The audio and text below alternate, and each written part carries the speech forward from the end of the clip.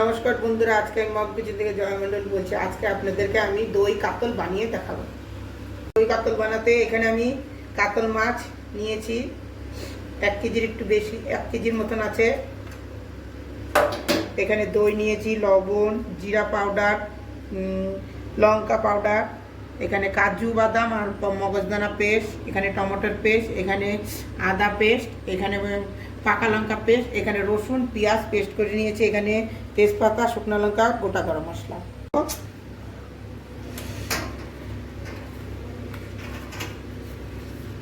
অল্প একটু হলুদ দিব, হলুদ তো দিতে হয় না, আমি অল্প একটু দিয়ে দিলাম মাছের সাথে। এখন মাছটাকে ভালো করে মাখবো।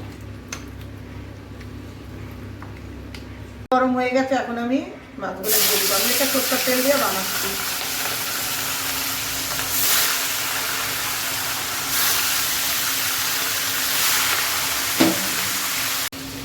সব মাছগুলো আমি ভালো করে ভাজা করে নিচ্ছি।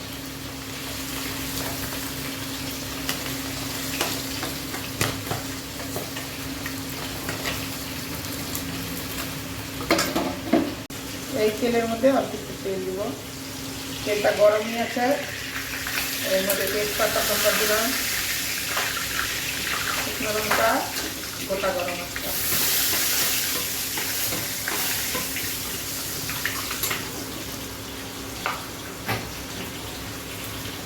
এখন এর মধ্যে পেঁয়াজ বাটা দিয়ে দিলাম।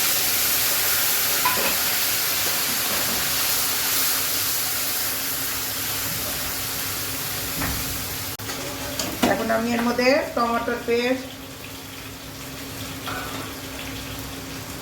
আদা পেস্ট,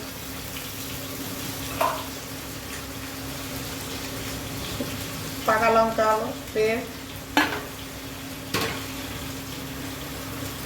আর লবণ, অল্প একটু লবণ।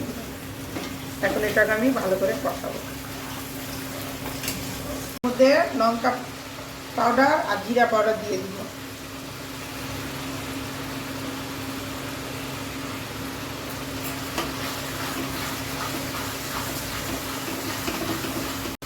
এখন এর মধ্যে আমি ধনিয়া গুঁড়া দিয়ে দিব।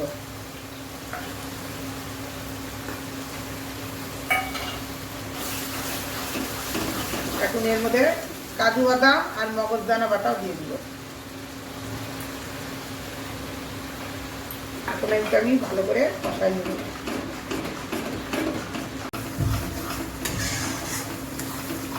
এর মধ্যে এখন আমি টক দই দিয়ে দিব।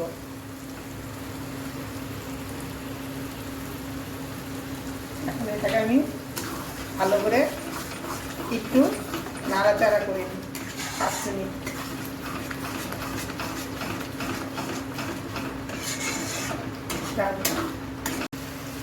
কষানো আমার হয়ে গেছে, দেখুন কি সুন্দর তেল বের হচ্ছে। এখন আমি এর মধ্যে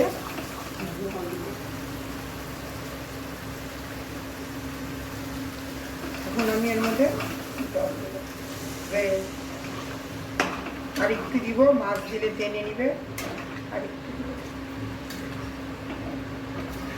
এখন এর মধ্যে গরম মশলা দিয়ে দিব।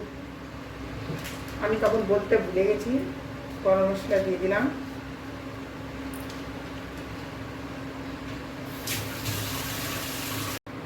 অল্প একটু বাটার দিয়ে দিলাম।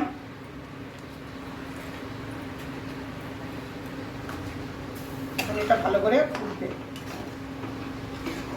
ফুটে গেছে, এখন মাছগুলো দিয়ে দিব।